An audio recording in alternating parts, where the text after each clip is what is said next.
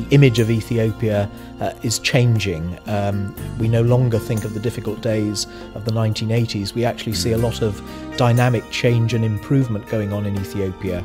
And I have to congratulate the Ethiopian government on what they've done developmentally in terms of improving the welfare of people there.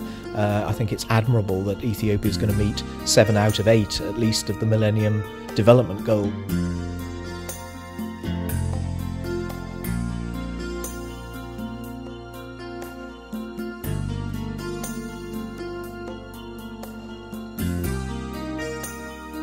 Major UK companies are now stepping into Ethiopia, entering Ethiopia. Peter is here, Diageo, there, Unilever are going to Ethiopia.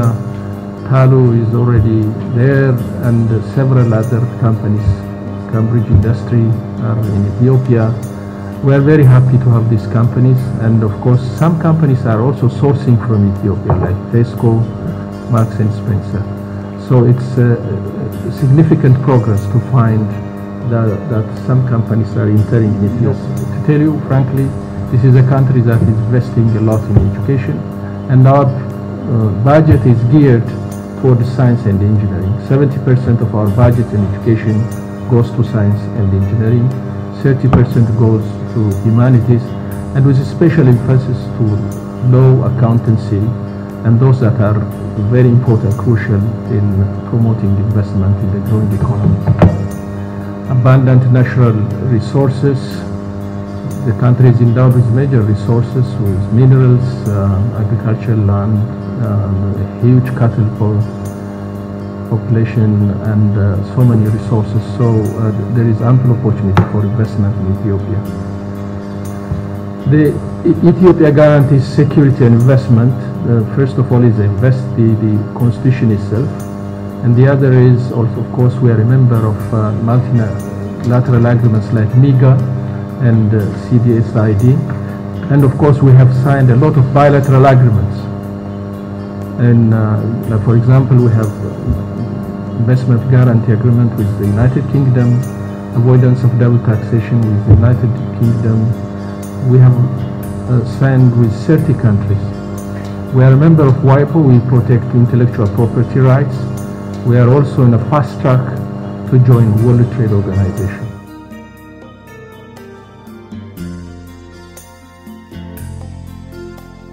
Your Excellency, could you reflect on Ethio-British bilateral relations in political and economic spheres? Well, I think we have a very good historical relationship that goes back many, many years, but it's also being modernized and brought up to date. You remain our biggest or second biggest development partner in the world, but also I'm very pleased to see that commercial ties are taking off from a very low base a few years ago, but the trajectory is very much in the right direction. And of course we talk about a range of regional and continental and global issues to your government, and we see eye to eye on many issues. We're working particularly closely with you on Somalia and South Sudan and the big problems there, and we very much value the contribution that Ethiopia is making to solving those problem areas, but also on such issues as climate change or the post-2015 development goals. So I'd say it's a very well-rounded and a very rich relationship, lots of high-level contact, but lots of people-to-people contact as well. How do you assess Ethio-British relations on trade and investment?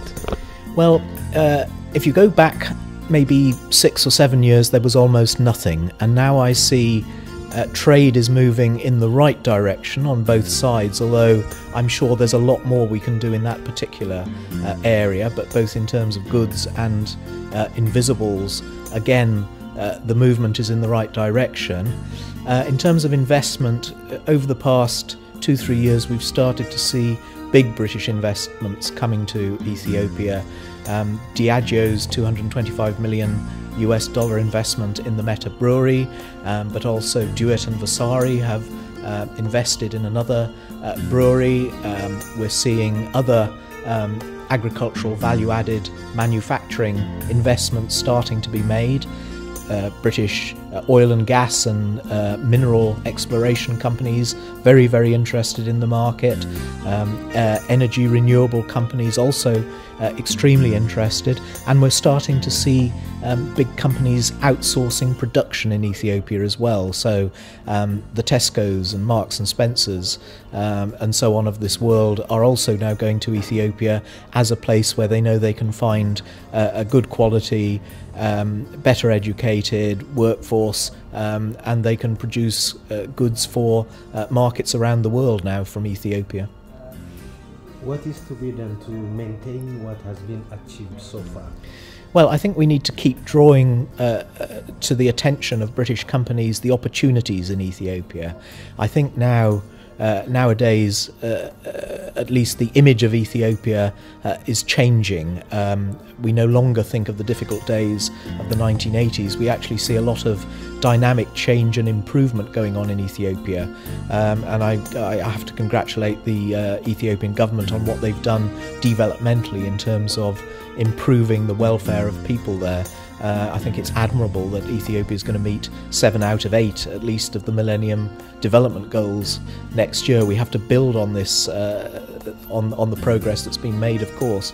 And I want British companies to go there, see for themselves what is available, and engage with Ethiopia, because there are lots of opportunities for us there.